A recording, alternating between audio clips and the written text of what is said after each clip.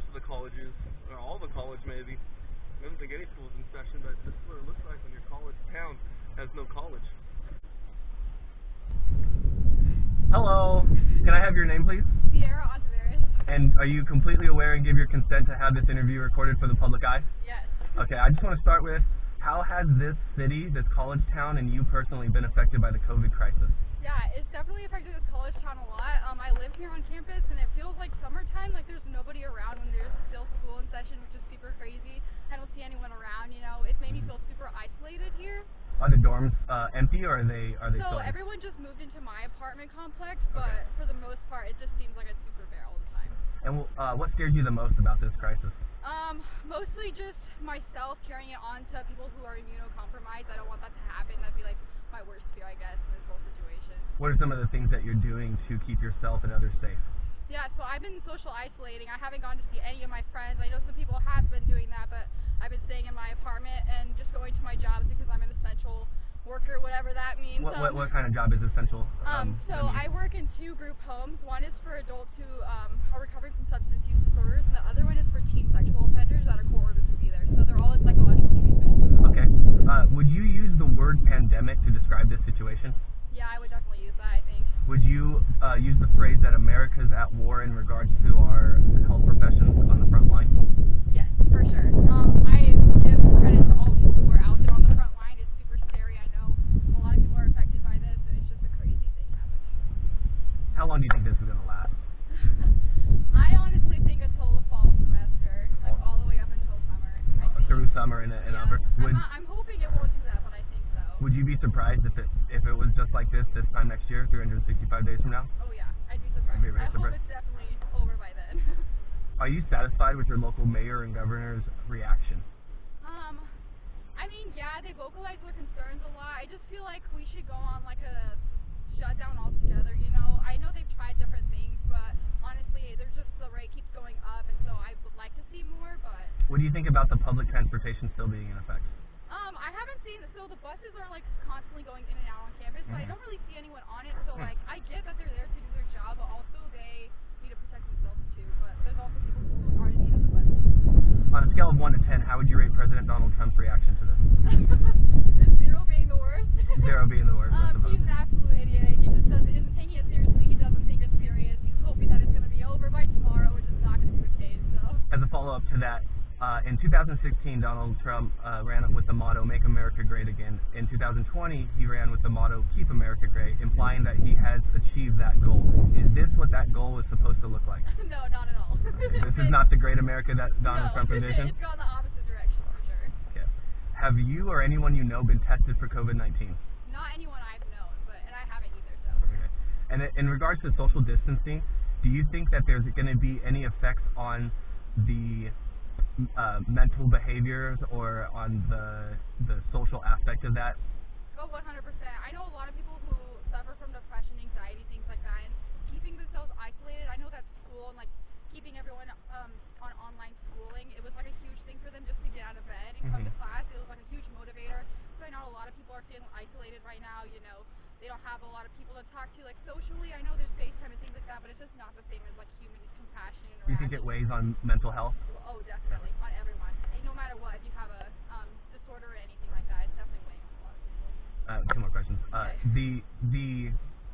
Do you think that it's possible that after this there might be a baby boom or some kind of backlash to everyone being isolated for so long? You know, I don't know. I've heard a lot of different theories on that. There could be. I just honestly don't know.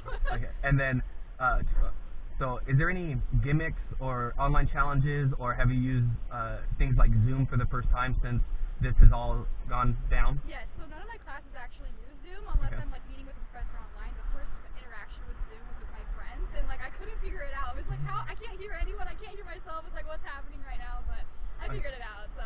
And then lastly, is there any words of advice or shout outs to friends or family or in words of encouragement that you'd like to give to people going through a hardship? Yeah, I definitely like to give a shout out to all my workers out there at the group homes. You know, we're there day in and day out, 24/7.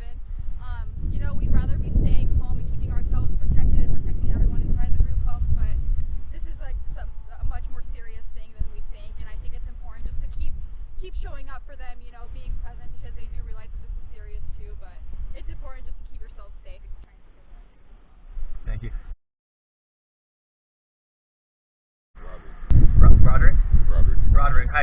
How you doing? I just wanted to ask you, how has COVID-19 affected the local area?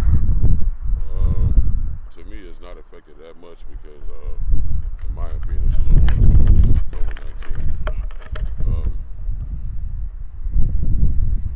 I guess I don't want to say too much, but Can I ask you what scares you the most about this situation? what scares me the most is the government. I'm not going to say the government. I'm going to say the media panic right now. The media is so overpowered, it's ridiculous. Everybody talks this on the media, everybody talks that on the media. So it's got everybody so scared of the issue to where we think we're all going to die, you know. I mean, we're not all. The way it's being portrayed in the media is overblown, and it's you. Would you use the word ridiculous? Yeah, it's a bit ridiculous and out of hand, both at the same time. Can I ask you, what are some of the things that you're doing to keep yourself safe and those around you? I do a lot when I'm at home. I got this stuff called Detol.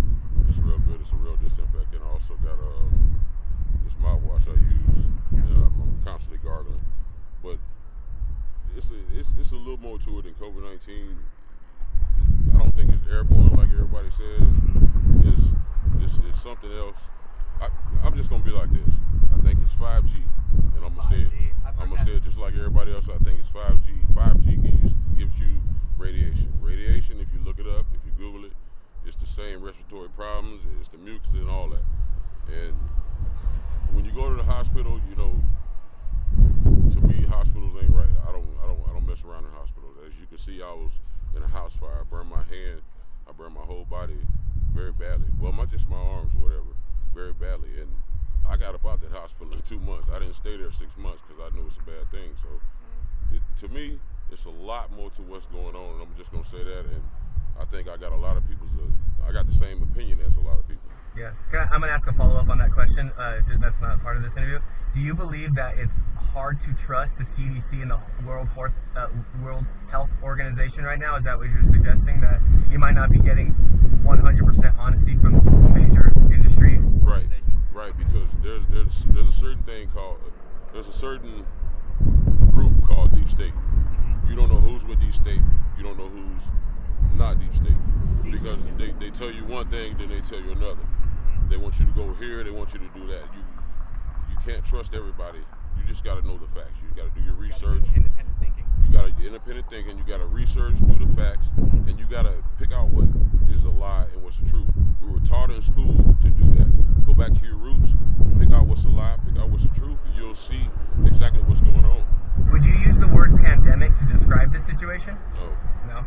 Okay. Would you would you use the phrase that America's at war when regards to the ER and the mental health providers as being at the front line? I'm glad you asked me that and you said the word war.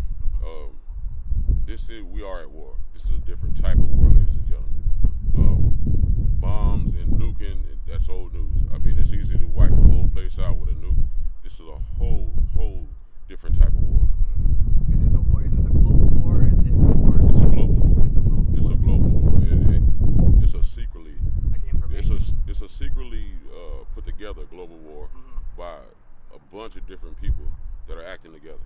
Gotcha. Are those people on both sides of the aisle regarding Democrat and Republican? I believe so. Can I ask you how long you think this is going to last? It won't last that long because there are certain states that are not locked down, and people are steady moving around as normal because it's been months now and people are not actually getting sick from being outside. So people are actually starting to move around. I don't think it will come to a complete lockdown. I don't want it to come to a complete lockdown because I'm smart as all outdoors. I know what's going to happen. They're going to have us all lined up outside the hospital talking about a vaccine, and we don't know what's in that vaccine, ladies and gentlemen, at all. We don't know what they put in us. They could be saying, oh, I'm taking out blood and shoving something right in you right before they take out that blood. There's a lot of stuff to open your eyes, ladies and gentlemen, and pay attention to what's going on in this world. I'm not the smartest, Yes. but I'm intelligent. Yeah, I like your answers. Are you satisfied with your local governor and mayor's reaction? Yes. Yes. On a scale of 1 to 10, how would you rate President Donald Trump's reaction? I put Trump at an 8 because when Trump first got elected, I was against Trump because I was born 1974. I was here during the Madison Square Garden issue with the fellas. I lived through that. Trump was a big part of telling everybody that those two boys were guilty. That's because he didn't know the facts. Right. Yes, sir. But I have to separate that from what's going on now. I think Trump is a good president. I think he's actually protecting us to a level.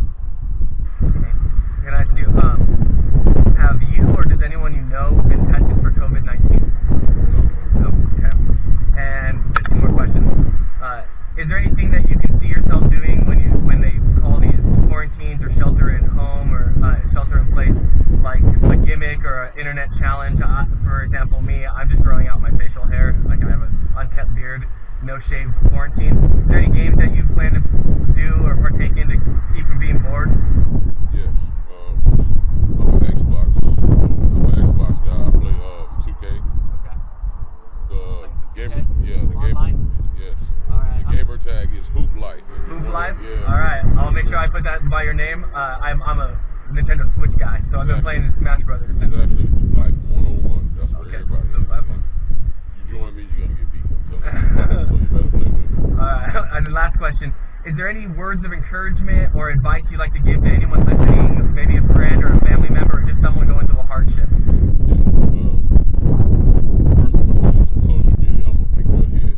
Y'all excuse that I'm not that. That's not me in real life. I'm an entertainer. I love to entertain. I love to make you laugh. I'm a people person, and everybody just calm down. Just relax. We will all get through this together, like everybody says. But at the same time, come outside and take precaution. Watch what you do. Watch where you walk. You know what I mean? Watch. Just be precautious. And most of all, stop fighting. Stop arguing. Talk it out and walk it out. And I'm gonna end it right there. I like that. Thank you very much.